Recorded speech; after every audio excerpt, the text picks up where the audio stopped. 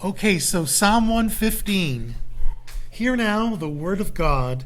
Not to us, O Lord, not to us, but to your name give glory. For the sake of your steadfast love and your faithfulness. Why should the nations say, where is their God? Our God is in the heavens. He does all that he pleases. Their idols are silver and gold, the work of human hands. They have mouths, but do not speak, eyes, but do not see. They have ears, but do not hear, noses, but do not smell. They have hands, but do not feel, feet, but do not walk, and they do not make a sound in their throat. Those who make them become like them. So do all who trust in them. O Israel, trust in the Lord. He is their help and their shield. O house of Aaron, trust in the Lord. He is their help and shield. You who fear the Lord, trust in the Lord. He is their help and their shield. The Lord has remembered us. He will bless us. He will bless the house of Israel. He will bless the house of Aaron. He will bless those who fear the Lord, both small and the great.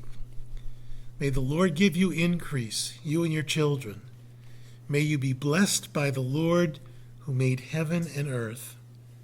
The heavens are the Lord's heavens, but the earth he has given to the children of man. The dead do not praise the Lord, nor do any who go down into silence. But we will bless the Lord from this time forth and forevermore. Praise the Lord. And so, this is the third psalm in the Egyptian Hallel. And you will remember that the Hallel was sung during Passover, during the Passover Seder, or the Passover dinner. The Lord's Supper came out of Jewish Passover Seder, right?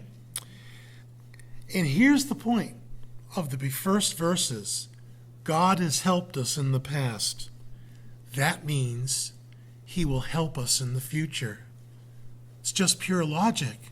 If he's the same yesterday, today, and forever, the God who helped you in the past will help you in the future. There is no need to fret or to worry. So what happens in our lives is we have trials. The Lord is testing us, and we fret and worry and complain. And I confess that I might be in that camp this week. It's been rough. But he says, trust me. So trust him to do as he is always in the new opportunities for trusting that are coming into your life. There's always new challenges. It's amazing. Now, this was probably written after they returned from the Babylonian captivity, and they had seen much idolatry. And frankly, that's the way it is today. I was looking at the jury pool as it came into the courtroom, and I just looked around at the people that were there, and I'm like, this is quite a cross-section of human beings. Look kind of dark. There was some really strange folk. And I've seen it change over the years, just, a cross-section of human beings. So I think we're in that position now in our society that we are seeing a lot of pagan worship, a lot of godlessness, a lot of indifference to God, ignorance of God. People don't know who God is, don't care to know who God is, don't name him as Lord. And as Spurgeon said, even the devil didn't fall for atheism, says the book of James, right? Worshiping an invisible God was and is incomprehensible to pagans. They're like, what are you doing down there at church worshiping an invisible God? Well, let me tell you, I know that I know, right? And so in our worship, we always have to be careful. We mentioned this on Sunday, that we don't resort to images in our worship, because any image grossly misrepresents God. There's no image you could make that would represent God. And so it misleads the worshiper as well. So the second commandment tells us not to make any graven images. Human beings are drawn downward by idolatry, by false gods. They spiral downward. And I love the way it is said in verse 8, those who make them become like them. A statue's dead, right? A statue, someone said that in a statue, sometimes the birds, make their nests in like the statue's arms, or maybe even nostrils. And, if you were alive, you wouldn't let a bird make a nest in your armpit. You would say, "Get out of there, bird!" But the statues are dead. They can't do anything, right? So even the birds get over on them. And he says this in verse 8, those who make them become like them. So do all who trust in them. Idol worship causes a person to lose sensitivity to truth, and they become more easily deceived by increasing degrees.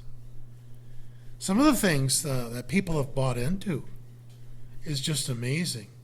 You got to pinch yourself. Do you really think that's the case? Like, I have seen political things, even local politics, where people think it's acceptable to abort a child a day before the child's born, but not kill the child a day after the child is born. Does that make any sense?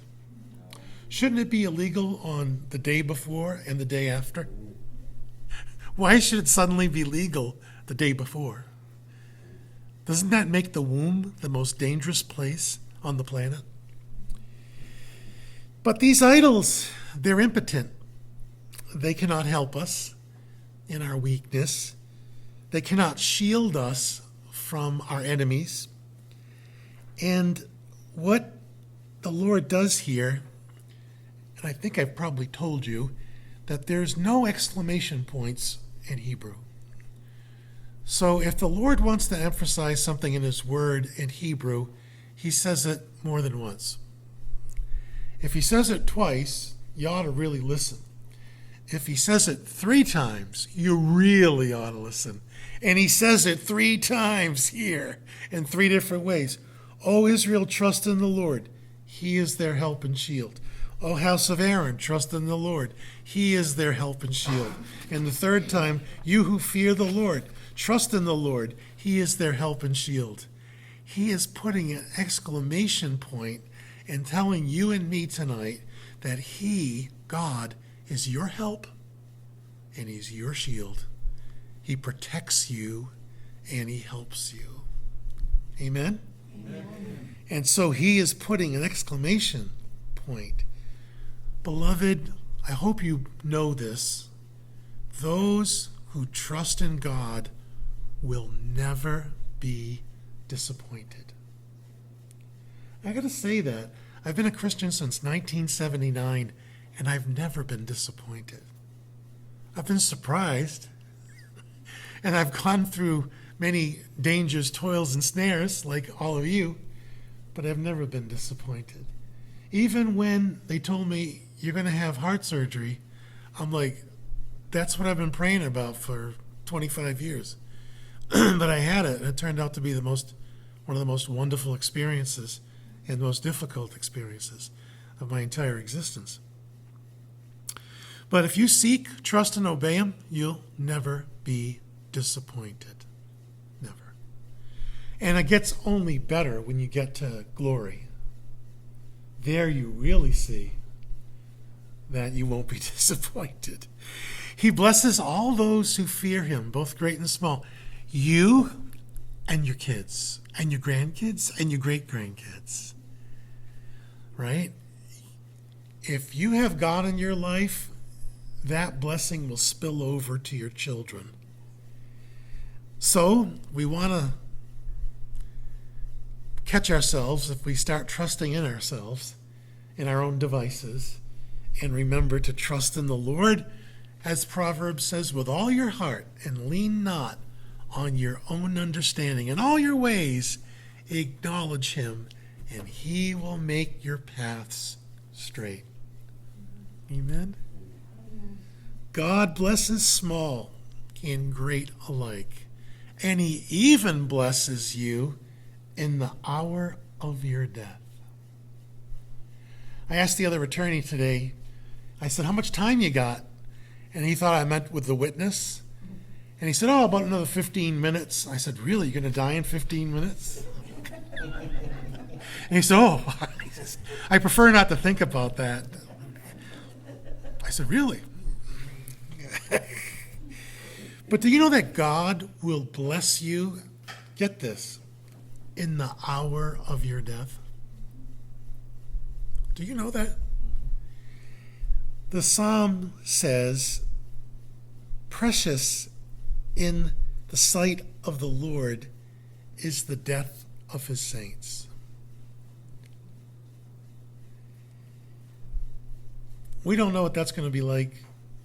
You know, it seems horrible from this side, but nobody really knows what the other side's like, or going through the other side. I like the imagery of the Pilgrim's Progress. He's crossing the river. As he goes through the river, right, the other side is the celestial city. As he's crossing the river, it's getting deep, and he's scared because he's walking on little rocks on this river, and it's getting deep, and it's starting to go up, and he yells out for help, and help comes. It turns out help is Jesus, and Jesus brings him to the celestial shore. Isn't that a beautiful thing?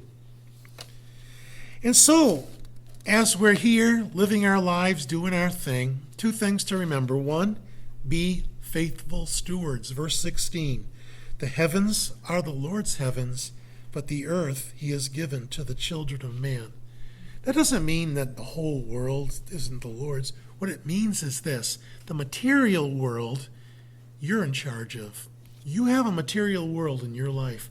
You got money, you got cars, you got places to live, you got books, you got whatever. You get all these material things. And we're to use material things in the service of the Lord. If you think about that, let's say you do art, right? We have a guy in the church that does art. We actually have a gal in the church that does art. And do that art in the service of the Lord, you know?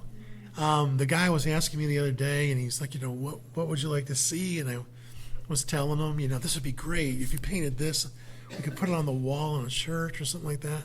But you know what I mean?